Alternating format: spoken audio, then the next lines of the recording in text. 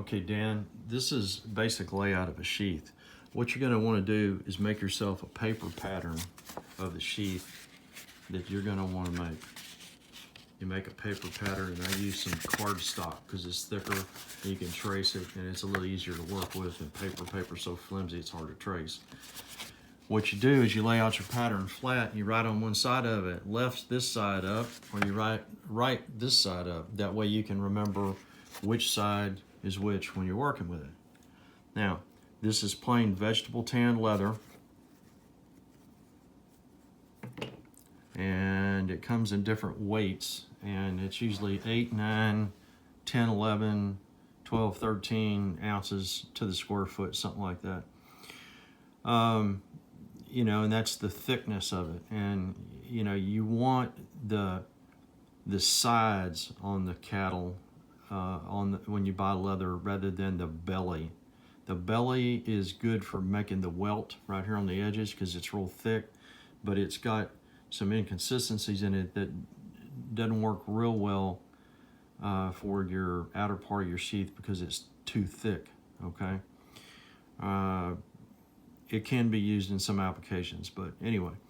So this is the basic sheath. What you do is you lay it out and you trace it, you cut it out. Nothing in the world works better than a single edge razor blade and some sort of a handle to hold it so you don't cut yourself, okay? Nothing works better than a single edge razor blade. A single edge razor blade will cut leather better than anything because, as you know from being a knife maker, thin is the secret to sharp, okay? All right, products that you would find useful. This is Tanner's Bond Contact Cement made by Tandy. It's, I think, the best. This is a product called Deglazer. What you're going to do with the deglazer is once you lay the sheath up and you wet shape it, you're going to use the deglazer to knock any possible waxes that are off the leather from its manufacturer, which makes your dye go into it or your oil go into it better. This right here is called gum arabic, okay? What it's used for is you put it on the edge of the welt after it's sewn together, and you use this neat little tool called a slicker, and you go back and forth, back and forth, back and forth, up and down it, and it does that pretty rounded over edge on your leather. Once I get the sheath to this level, you go put it on your belt sander with a clean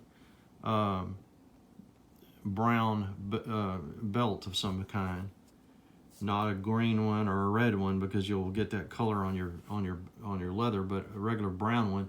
And what you're going to do on your belt sander is you're just going to sand that outside profile till you get it all nice and smooth and even, okay? When it's all smooth and even, it's going to look like, you know, more like this, and use the slicker to round over the edges, okay? If you sew it by hand, this tool right here is called an embosser.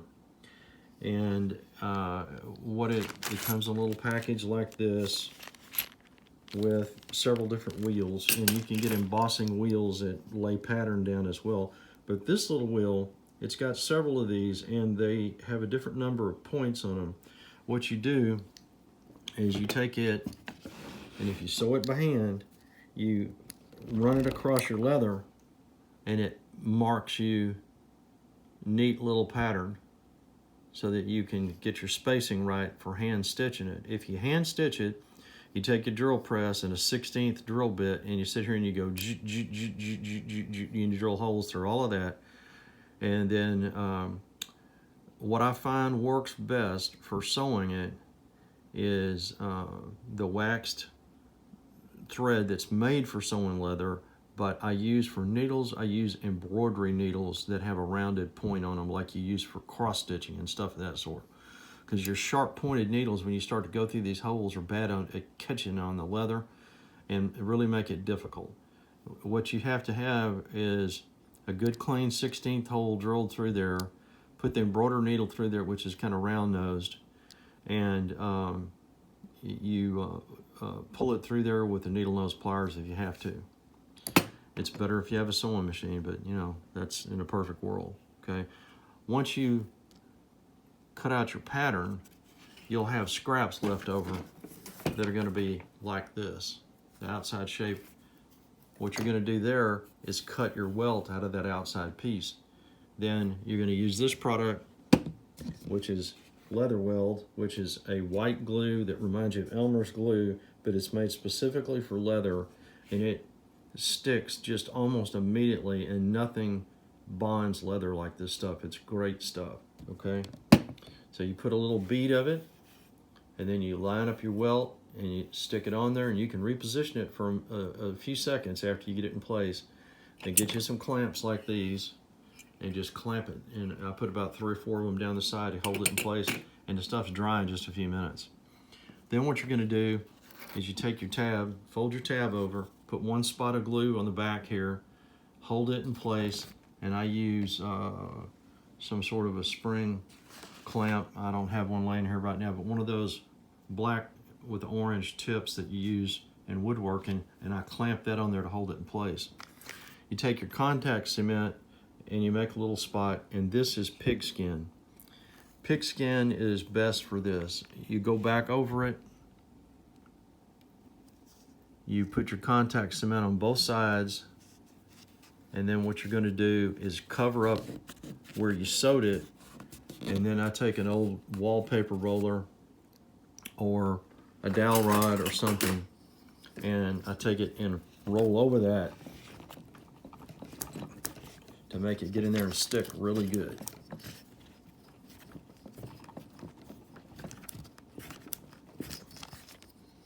All right, then you're going to put a bead of your glue here and fold this over. When you go to fold it, it's going to be too stiff. So what you do is you put it under your water faucet, just with a little trickle of water, and you bend it like this.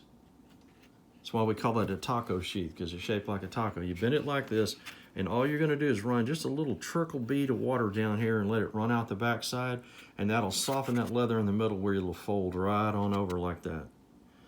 So you put your glue here, you fold it over, you can wiggle it around until you get it exactly where it needs to be, and take your clamps and clamp it and let it dry. In about 30 minutes, then you can go on to your sewing end of it. If you want to put any patterns on it when you've got it like this, that's when you have to do all of that type of stuff. You know, if you want to do, you know, any of the cowboy leather work, or if you want to put somebody's initials on it or whatever. Tandy sells all kind of tools, and they have one that you'll probably want that I put right here, and that's a maker's mark that says handmade by, and you can put your initials in there or something. Or you can take, you know, some other stamp that you have and use it to stamp it right there on the back. Then, you know, I like Celtic stuff, so I quite often put a Celtic wheel on the front right here. You know, and I do them of all different types. Sometimes I basket weave them.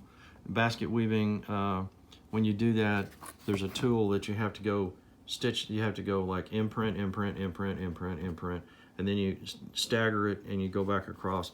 It takes a lot of time, Dan, and I tell you, I don't think it's worth it, but you know, it looks really nice, but God, it's a lot of work. It takes a lot of time. If you hand sew them, you can do neat stuff like get larger waxed nylon cord, and you can stagger your holes, and you can do some pretty patterns like this. And since you're Welsh, there's your Welsh dragon right there. If you want to dye the leather when you're done, you're going to use a product like this. This is the brand that I prefer, Fivings.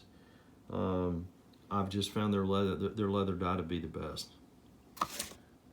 This is a stuff called Super Sheen. Once your leather dyes, you're going to take a microfiber cloth and just lightly buff it to make sure that you clear off any, or just a paper towel, to get any dye that's standing up and what we call bronzing on top of the leather. You don't want any of that on there. You just want to clean off anything that's not in the leather. Then what you're going to do is take the Super Sheen, and it comes in a satin finish, which I like, and you're going to brush that on there with a real fine paintbrush. I use one about this wide, like you'd use for oil painting, about this wide, about that long, nice soft bristles so that it'll lay down a really smooth coat. And you're going to coat it, and I coat it all around the inside of the lip of the sheath and inside of here as well. Now you're going to do all that after you wet form it, okay? The way to wet form it is once you get it all sewn together, whatever method you use to do that, then what you're going to do is wrap your knife in plastic wrap. You're going to wet the sheath inside and out and hold it upside down and let it drip out good. Then you're going to slide your knife in there and wiggle it around where you want it to be, maybe working around a little bit with your fingers. And then I put it between two pieces of this high density foam that you use for Kydex work. You can buy these from knife kits, people down in Georgia. Put it between two big pieces of plywood and clamp the hell out of it.